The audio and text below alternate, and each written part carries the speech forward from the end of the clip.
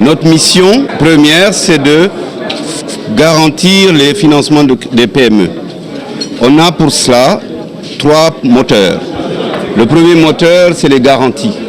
On a 2 produits à ce niveau, la garantie partielle de portefeuille et la garantie individuelle. Parallèlement, nous avons aussi d'autres produits complémentaires que nous avons lancés, que nous sommes en train de lancer.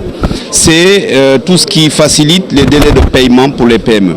Vous avez beau faire un crédit, si la PME fait 2 mois pour se faire payer par rapport à un donneur d'ordre, vous êtes sûr que par an, il ne pourra faire que, en dépit des autres délais, que 2-3 projets par an. Notre objectif, nous, c'est de trouver des solutions, notamment l'escompte, l'affacturage de factures, pour pouvoir faciliter le délai de paiement et encourager à ce que les PME puissent souscrire à d'autres carnets de commandes pour renforcer leurs fondamentaux. Le troisième moteur qu'on a aussi en vue, c'est le renforcement de capacité. Le renforcement de capacité des entrepreneurs, des PME, mais aussi des banquiers et des institutions de microfinance sur des secteurs nouveaux, notamment l'agriculture, l'entrepreneuriat des jeunes, où vous avez tous des nouveaux modèles d'entrepreneuriat, notamment les start-up, où il n'y a pas d'actifs. Comment on étudie un dossier de crédit agricole, comment on étudie un dossier de crédit d'une start-up.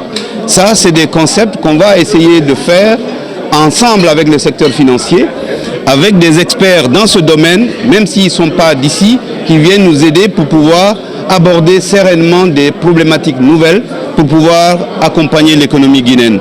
Et aussi, nous allons réconcilier le secteur financier, je l'ai dit tout à l'heure, avec le secteur privé, en dehors du processus de demande et d'octroi de crédit. Se rencontrer, se parler de mes difficultés, de mes exigences, permettront de manière sûre de donner aux banques des informations qu'elles n'avaient pas lors du processus d'octroi du crédit, mais aussi de faire un clin d'œil aux universités, aux jeunes qui ont des projets, aux institutions financières, aux instituts de formation, pour essayer de maqueter les projets qu'ils ont et de les permettre de faire face au marché. Le fonds bénéficie de l'appui technique et financier de la Banque mondiale, doté d'un fonds initial de près de 100 milliards de francs guinéens, dont 50 sur fonds propres de l'État. À l'effet de levier, ces fonds permettront de financer les projets à hauteur de 400 milliards de francs guinéens dans le cadre des activités du plan de relance économique, c'est-à-dire la relance par l'offre ou par la demande. Ce qui constitue un véritable ballon d'oxygène pour les PME, de par son mécanisme d'intervention novateur de partage de risques à travers des solutions sous forme de garantie de portefeuille et de garanties individuelles, l'écart entre l'offre et la demande de financement serait réduit. Je puis vous assurer que le fonds de garantie des prêts aux entreprises ne sera pas simplement un instrument de plus, mais un instrument en plus dans l'accompagnement du secteur privé.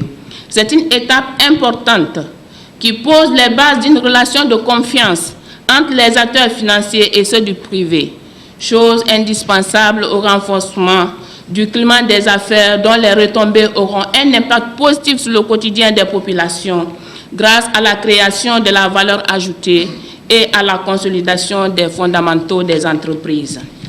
Je suis particulièrement heureux de procéder ce matin au lancement officiel des activités du Fonds de garantie des prêts aux entreprises FGPE au nom du président de la République, chef de l'État.